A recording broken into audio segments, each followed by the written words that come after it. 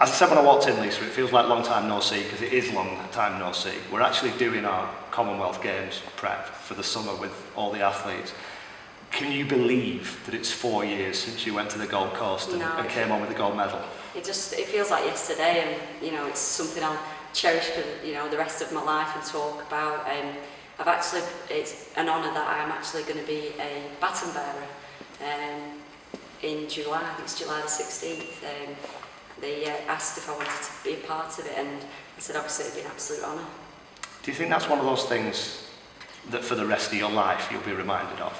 Yeah, definitely, and it's something that I worked really hard to achieve. So, to go out to the Gold Coast and become a gold medalist for the Commonwealth Games it's just amazing and something I'll cherish. And obviously, all my family, my friends, it's what I'm remembered for as well. So it's really nice.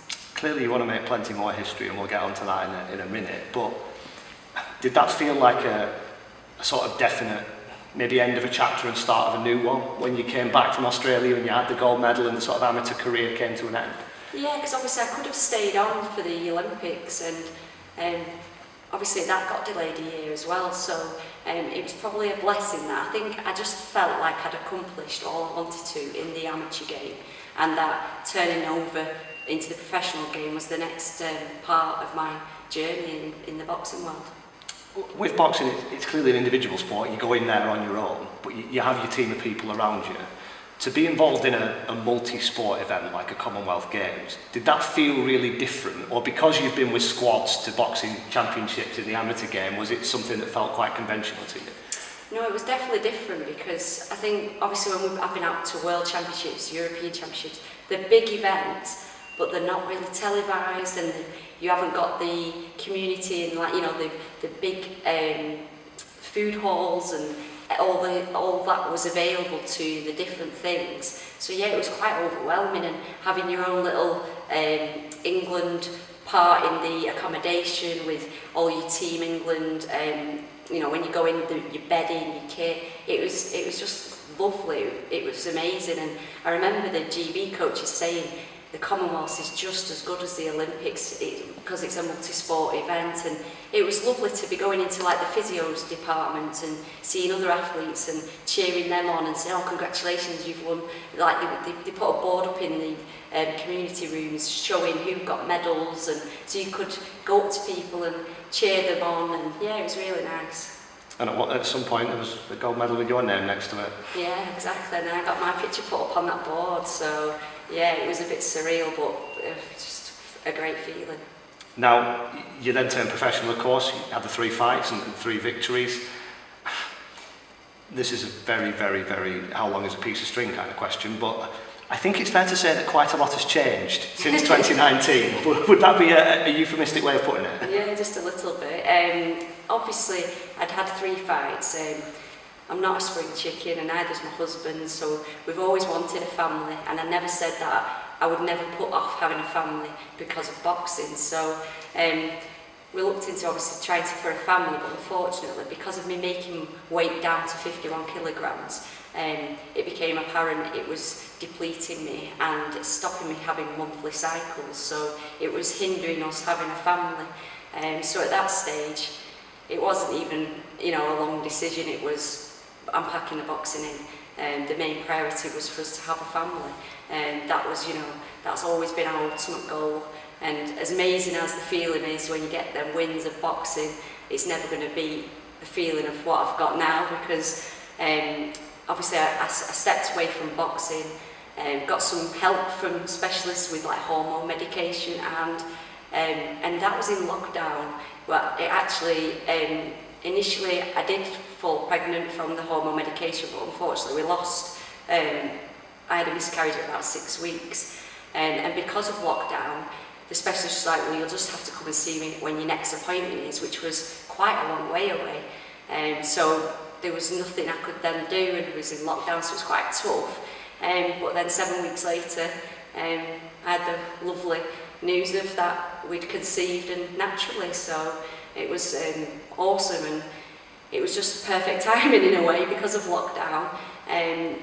I never really thought I would go back to boxing, but as soon as Jensen was on the way, and I think it was about 20 weeks pregnancy when you know he's safe and everything was fine. I was saying to my coach, Mick, I want to get back in that ring. We'd still been training whilst I was pregnant, but then I was like, no, I really want to get back. I can get back to the pro game. I actually want to go and now get a world title and do it for my boy. So obviously then Jensen came along, and I think obviously one of my biggest achievements is the Commonwealth Games, but my biggest achievement now is Jensen. I don't think anything's ever going to beat that. It's my pride and joy. I love him to absolute bits. He's now 18 months old already, and yeah, it's just he's given me extra strength and determination. I definitely would say that. As women's sport generally gets a higher profile, I think we hear more of these stories about the toll that it takes on your body and the sacrifices that women make to be involved in sport. How difficult was that period leading up to obviously a happy event and conceiving naturally, finding out the impact that making the weight had on your body and what the implications for your future and your life might be? Yeah, it was scary initially, but then when you spoke to the specialists and they said, you know, like I say, it's quite a common occurrence, you just need to, it's like a little switch in your brain is saying, so you're depleting your body, because obviously the intensity and the weight making and your training, that it's saying, well, you don't need that part working at the moment. So it just needed to be triggered off again. So there was no scary thoughts of, are we going to be able to? I believed we, you know, from the advice and the help from the specialists that I saw was fantastic.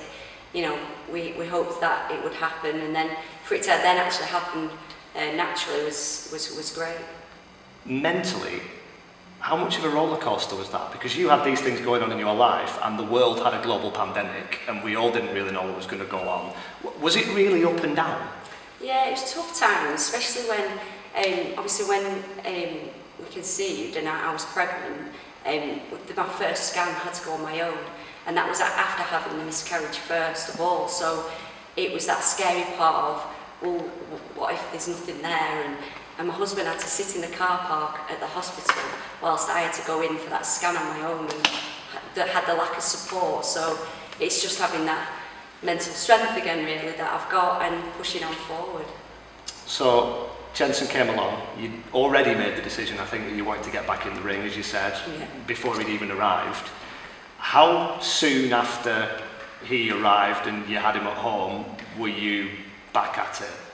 I was back training, only very, very lightly, 5 weeks after.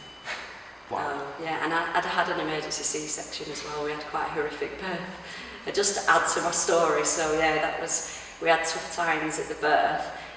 But yeah, so I had to have an emergency C-section. But yeah, I was back out training about 5 weeks after.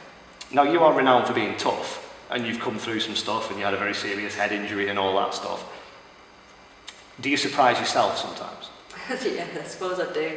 I think it's one of those things, is that I think I always have to have something to go and achieve for, to give me that focus and that drive. I think that's what, you know, when you've sat back and think, what are you doing this for, Lisa? And I think that's why I think it keeps me in a good place if I've got something to strive towards. Clearly, your inspiration is your little boy now. Could that go one way or the other? Would certain characters think, I've got a family now, I've got a child, I'm less inclined to get bashed on the head in the boxing ring?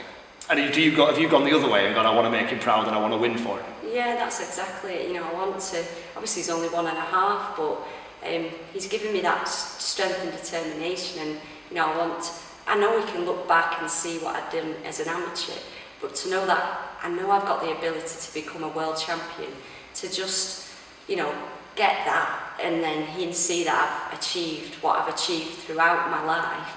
I think it's a nice push for my son as well in his future as he's growing up. Well, if mummy's been able to do this and get through what she's got through, I can strive and be the best I can be as well. So hopefully I can be inspirational to my son, which would be the most important thing. Perhaps in the past, rightly or wrongly, motherhood has been the end of a lot of female athletes' careers. Do you think that's changed? Yeah, massively. Like when I was up at EIS at Sheffield for Great Britain squad, Jessica Ennis, she trained in the same strength and conditioning department as us. And obviously she had a child and then come back, and she come back physically stronger, fitter. It just shows, doesn't it? There's other females, friends of mine, Natasha Jonas, obviously she's had a little girl and she's come back and now she's world champion. So I think it shows that, you know, I think back in the day, I think people would retire wanting a family and then that would be it. But now you can see that you can go and have a family and still continue within the sport you love.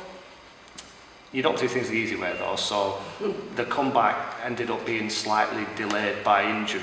Yeah. In some ways was that, well firstly it was a shoulder problem, wasn't it, and you can tell us about it, but was that almost harder to take because you'd done all the work to get there? Yeah, definitely. You know, obviously the choice of me stepping away from boxing to have a family and then Jen to be here, he was my goal, he arrived, so that was like awesome, you know, it's the best feeling of my life. But then to have got back, you know, physically fit, fight ready, and we was literally on the brink of signing a deal, promotional deal, and fight date coming, and I was sparring in this ring, and went to throw a left hook to the body, and my shoulder went, and the pain was excruciating. I couldn't lift my arm. I knew straight away what I've had shoulder operation previously, so you kind of know if you've done something quite severe or not. So straight away I said to Mick, I said, I've tore something here, I can feel it. So I went to A&E, unfortunately they weren't the most helpful, and I got sent away saying have ibuprofen and paracetamol. I was like, but I've done something that's really serious. Well, if that doesn't work, go to your doctors. So I got a private scan, and unfortunately it confirmed my fears, and I was mortified, yeah, because I think, you know, I'd put all that hard work in to come back, to then know, you know, I've had a shoulder, a different shoulder injury, but I've had a shoulder injury in the past when I was on GB and had to have the operation. I knew how hard it would be to come back. This was a more severe tear, so I'm thinking, am I going to be able to even come back? The pain that I was having prior to getting the operation, you know, it was excruciating. I'm thinking, it's just not going to be possible. But obviously, when you're on Great Britain as well, Great Britain squad, you've got your Bupa healthcare. So I paid privately for the scan and then got referred back onto the NHS. Looked at seeing if I could get a private operation, but it was a lot of £1,000 of pennies. And again, your priorities change, don't they? I've got my son, I'm not going to go and waste money that I need and make sure that he's safe and his future. So I decided to refer back to the NHS. And luckily, and surprisingly, especially because of the pandemic, I thought I'd be waiting for months and months, but I did it in the August, and I think I had the operation in October, November time, so it was really, really good. Was it ever an option to give up? I suppose, yeah, deep down you think, you know, my age and the injury and having had a baby, and it's not just your physical, it's your mental strength as well, isn't it? So yeah, it can take a toll on that, and you question things, and I was like, why me? Why again? You know, have I not been through enough? But I think, again, it's just my mentality to get through things, is not to give up, and that's exactly what I've done. Fast forward to the present then, what kind of shape are you in now you've got through all that? The best shape I've ever been in, to be fair. I've got to say, I feel as strongest I've ever been, punching, strength-wise, fitness-wise, everything's absolutely on top form. Obviously, we took our time to rebuild and rehab and recover, and then obviously I've got a new strength and conditioner on board with me, who's been working with me and knows, obviously, it was a weak part and I had to rebuild my shoulder back, but I'm just as strong now on both shoulders, I'm getting PBs on all my strength work, as well as obviously the fitness side of it. Mick's been testing me on that, and yeah, I'm flying on all the cylinders, so I'm really, really chuffed. Now, when we've spoken before, and we've spoken to you and Mick, there's been an element of you'd fight once a week if you got the opportunity, you just love it. Yeah. How hard is it to be patient when you've gone through all this and got yourself into this shape? Yeah. You must be straining at the leash. Yeah, I don't think patience is in my... yeah, it's really, really tough, but that's kind of part of the pro game, isn't it? It is a lot of waiting, it's a bit of the unknown, and so yeah, you've just got to stay ready, and that's exactly what I've been doing, hoping for confirmation of a fight in July on the date. So yeah, I could fight tonight, to be fair. If they rang me up and said you can box tomorrow, I would do, not an issue. And I guess the flip side of the impatient is you are ready, aren't you? You know, you are primed and ready, and you're at your best, and you would take that call, wouldn't you? I know it's a hypothetical situation, but if somebody said, "Come on, let's go," you'd be up for it. Yeah, definitely. It's a tough one because, especially for Mick, my coach, is like, how do you plan, get your training, your camping if you haven't got that definite date? So I obviously leave it to him, and he's been perfect in what he's been doing for me, and we just, like you say, we're at my prime. We're not overtraining, we're not undertraining, so yeah, ready to go. Now we're the same age, so obviously you're still very young. Obviously. But it is unusual to have turned pro at the stage of your life that you did. 2019, that you wanted to make up for lost time and get yourself to the top as quickly as possible. Yeah. If it is possible, are you more determined to do that now than you were 3 years ago? Yeah, and I think obviously the delay of me coming back, the women's pro game has just boomed even bigger now. It's gone even bigger, so it meant I actually got a better opportunity. When I've come back, my managers at SJAM have got me obviously signed with Probellum now, and they've got big opportunities and big, a good future plan for me. So it's just exciting times, and obviously, yes, I'm 36 now, but I believe the average age for a world champion, female world champion, is 37. So I need to be getting that world champion. I need to get the title this year, really, and then I'm still in that average. You're interviewing yourself now, because the next question is going to be, what is the aim? Yeah, obviously my ultimate goal is to become a world champion, and I believe I can do that. So it's not going to be go in and have loads of fights beforehand. With my managers and obviously my promoters now, is that they want to fast track me and get me in that world title shot.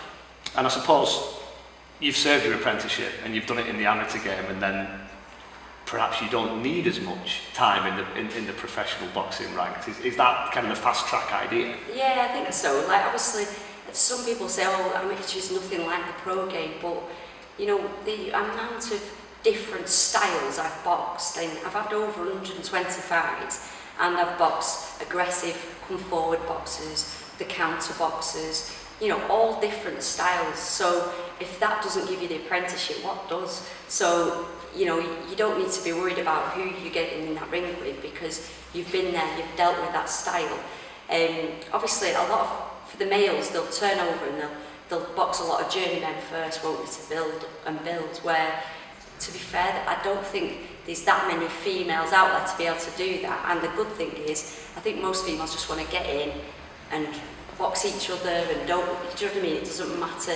A lot of females have took that risk and had a loss, but then still continue to be fantastic and go on to win, big titles and things. So, no, I think there's no point in me going and just boxing journeywomen. I want to get going and get boxing some decent girls and then get them opportunities. Do you know what would come next? Well, obviously within the pro game, you've got obviously your title defences, but then you've got the unification, haven't you? So, I'm always going to, what I'm like, I'm always going to find something on top of it. So yeah, it's not just going to be, become a world champion and retire. I would want to defend it and then look at, who've got the other belts and, can you unify? That would be the biggest ultimate goal. So, I've signed a 3-year deal with Probellum, so in them 3 years to become a unified world champion, that would be pretty awesome. Your pace, 3 years is about 10 years, isn't it? Yeah, that's very true. And obviously we talked a lot about Jensen and being a moment and how much that inspires you. He's not too far away from reaching that point where he's going to be able to listen and watch things like this, and he's going to be able to take that in. Is that another step? Is that another sort of big stride forward for you when he's aware of what's going on? Yeah, it's amazing. I went into the Lakes a few months ago now and did a talk at another boxing gym. It was where they were having a female training session, and we took Jensen up with me and my husband, and he stood outside the ring that I was doing the talk in, and then we played the video, because I've got a video made of when I've up to training, up to the Commonwealth Games, to when I would obviously get the gold medal. And John said it was amazing that it's like he clocked and knew that it was his mum, and he was just mesmerised on watching it. So obviously he's come down here when I've been training, and obviously see me on the pads with Mick. So yeah, he's already clocking it and thinking, what's mummy doing? And it doesn't really bother him. So even if I was doing pads at home, which I've done, and it just doesn't fuss him, it's kind of the norm for him now. And I know we've spoken before about your husband and the sort of endless support that he provides you with. Is this a team effort? Is this something that obviously Mick's a big part of your life in the boxing side of things, your husband clearly a big part of your life? Is it all consultation? If your husband said, well, you're world champion now, Lisa, come on, let's quit while we're ahead, would that change the situation? Yeah, of course. Obviously, if it had any detrimental effect on our family, then yeah, of course it would be. But yeah, we're a team, definitely, and the way that I'm able to still train full time is amazing, and I do that with the help of my mum. My mum will come round in the morning so I can do my morning runs. If I've got any sparring but my husband's at work, my mum will look after Jensen. Jensen goes to nursery twice a week, so then that's when I can go and do my strength and conditioning. But then when John comes home from work, that's when I leave the house and come training. So like you say, yeah, it's a team effort and a family effort there, but then also obviously Mick works around the fact that we've got to work around me having a baby as well. So it's fantastic that I've got that support from my boxing coach, from my family, and from my friends, everything. So it's worked really well. How important is it that you can be at home, that you can be here, you can be in Lancashire, and you've got that support network? Yeah, it's awesome. It just makes it more enjoyable. I couldn't have Jensen and be back boxing at Great Britain, going away Monday to Thursday every week, being out the country how many weeks a year. I'd miss my son growing up, where now I work my training around my son. So, he's the number one priority, but I always make sure I get my training in. And we started by talking about a Commonwealth gold medal and being a pinnacle professionally. Would you say you've never had it so good? Would you say this is the best place you've been in your life? Yeah, I've got my boy, I'm boxing, I'm doing what I love, and doing it around my family and around my friends and in my hometown. So yeah, it's fantastic.